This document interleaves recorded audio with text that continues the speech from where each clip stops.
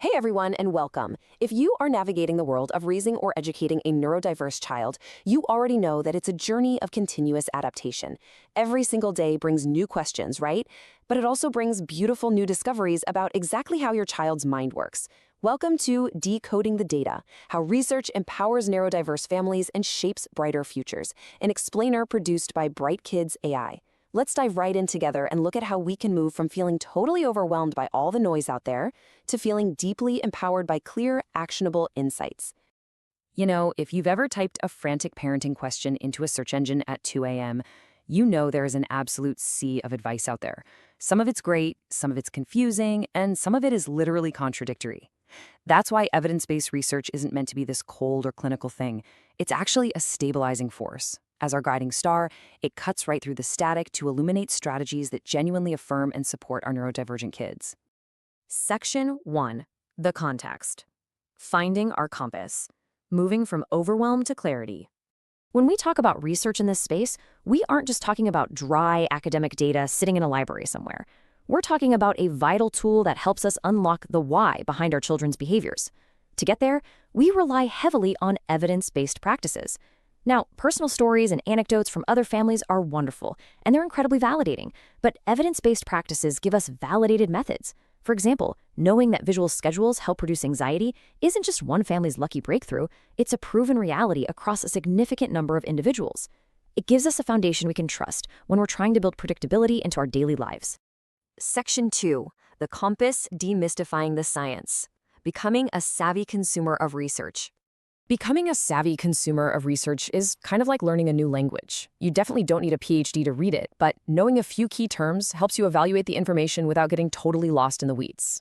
When looking at the data, you'll encounter two main types of research. First, we have quantitative research. Think quantities. This gives us the broad numbers, those large group statistics that tell us if a certain strategy generally works better than another. Then we have qualitative research. This is the deep human experience. It's the interviews and lived insights that tell us what it actually feels like to be an autistic adult, for example. We really need both, the broad numbers and the deep human narratives, to truly understand the complete picture. When you do find a new study, it's absolutely crucial to pause and ask a few questions to evaluate its credibility. Who conducted it? Are they a reputable institution, or is there commercial bias? What was the sample size? You know, a study of just 5 people might not apply broadly. But consider that last point. This is perhaps the most important one. Does it align with neurodiversity-affirming principles? We always want to check if the research seeks to support and understand neurodivergent individuals rather than trying to pathologize or fix them. Section 3. Application. Lab to living room. Translating findings into everyday parenting. All right, this is where the magic happens. It's time to talk about how we take these fascinating academic concepts and actually use them on a chaotic Tuesday morning in our own homes. Here is a perfect example: proprioception. It sounds like intense jargon, I know, but it simply means the body's sense of position and movement. So the crucial takeaway here is that understanding this sensory need helps us see exactly why our kids might crave specific types of movement, deep pressure, or rough and tumble play. It's not them acting out, it's literally their nervous system seeking regulation. Knowing that, we can follow some simple steps to support them. First, we identify that sensory need through the research we just discussed. Second, we create sensory-friendly spaces at home.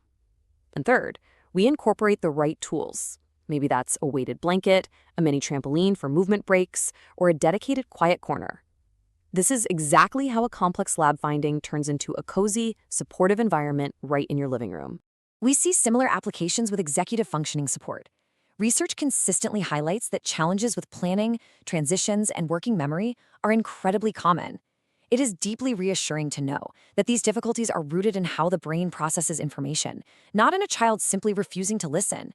Because of this, we know they need external structures to help reduce that internal anxiety. So, how do we build that predictability? Well, by implementing clear visual schedules, using timers for tricky transitions, breaking massive tasks into tiny manageable steps, and keeping your instructions clear and concise. These actionable strategies aren't just good ideas, they are backed by science. And better yet, establishing these routines means they can be maintained consistently across different caregivers and teachers. This research-backed approach also applies to social-emotional learning. For a long time, the focus was really on forcing neurodivergent kids to mimic expected neurotypical social behaviors. But modern research shows us something much more beautiful. Building true, authentic connection based on shared interests is far more impactful.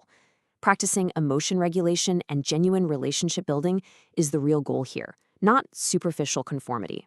Section 4. Integration tools families are actually using. Discovering patterns in daily life. All of these insights are fantastic, but let's be honest, implementing them consistently can be exhausting. That's where thoughtful technology comes in to bridge the gap. Many families are finding that utilizing platforms like Bright Kids AI helps them generate their own everyday data. It allows them to track their child's unique emotional states in real time and, crucially, without relying on verbal vocabulary when a child is already overwhelmed. It perfectly brings the research on emotional regulation into the palm of your hand. Consider a tool like the My Stars visual check-in. It completely replaces the need for complex words during a meltdown. A child can simply select a violet sleepy star, a teal bright star, an amber zoom star, or an orange big boom. It translates deep emotional regulation research into a simple, visually engaging, nonverbal system that kids immediately grasp. It's a real game changer. Let's think about how this builds over a timeline. On day 1, it's just a simple daily visual check-in, a quick tap. But by day 7, you've gathered a whole week of micro-observations. And on day 8, over just 1 week, those simple taps turn into a comprehensive weekly brief. The weekly brief transforms those isolated moments into actionable patterns. Suddenly, you aren't guessing anymore. You can clearly see if big boom states are clustering right after school on Tuesdays, or if sleepy star consistently appears right before a specific meal. This empowers parents to move beyond guesswork and take truly informed, data-driven action to support their child's very unique triggers. Section 5. The Future, a Neurodiversity-Affirming Lens. Where research is heading next. The landscape of research is actively shifting, and the direction it's heading is incredibly exciting and so much more inclusive. We're moving away from a one-size-fits-all model and heading toward highly personalized support. Even more importantly, the best research today embraces participatory research. That means it includes the lived experiences and voices of neurodivergent individuals themselves from the ground up, ensuring that the strategies developed are genuinely helpful, affirming, and respectful. And as we saw, it's leveraging technology to ensure consistency across the whole family team. Section 6.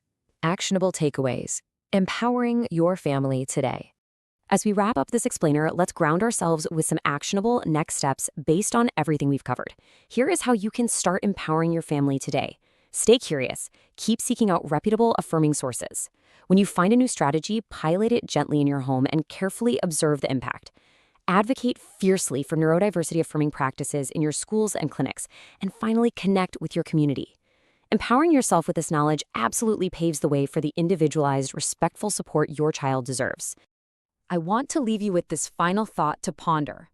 What small observation can you start tracking today to better understand your child's unique patterns tomorrow?